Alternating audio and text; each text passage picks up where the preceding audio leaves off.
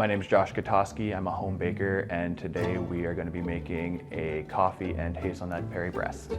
Think of a cream puff had a baby with a bagel or a donut. So there's like a nice little hole in there. There's a cream filling that is praline based, so nut and caramel based. So right now I'm getting my water, my milk, my butter, sugar, and salt.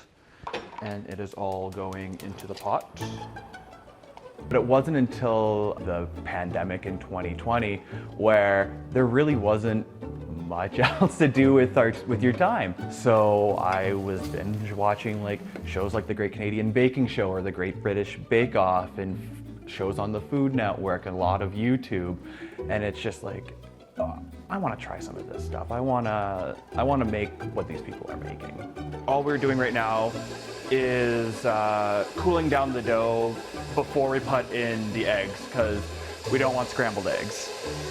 I mean, it wasn't easy to always source ingredients, but it was easier to get stuff from a grocery store than it was to, say, start knitting. Now it's actually starting to come together into a bit of a dough. It's not the smooth dough that we want yet, but we know the eggs are doing its part. It's binding everything together. And I think we are at a good consistency here. It's nice and pliable. You get that V, it falls off the paddle.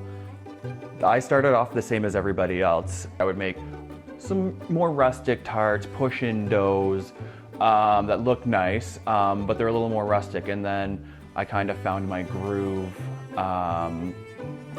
with stuff that are like cleaner lines, sort of a little more upscale technique that you would find in a French patisserie. Sometimes my piping's not great, and I can't always do a great circle. So just piping it into these silicone molds is actually a really easy way to do that.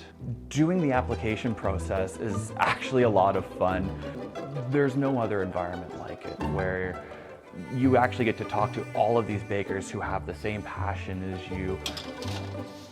And we're all a little bit different. Like we all have different backgrounds. We all have a different baking style, but we all love to bake. So after they come out of the oven and cool for about an hour, this is what the Paris Brest will look like. It's my creative outlet in different flavors, in how I decorate my desserts.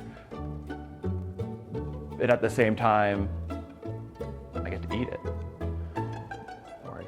And then it's just going on the circle. It's one thing to just to like look at something nice, but to actually like have a bite of it at the end of it, I think it's just great.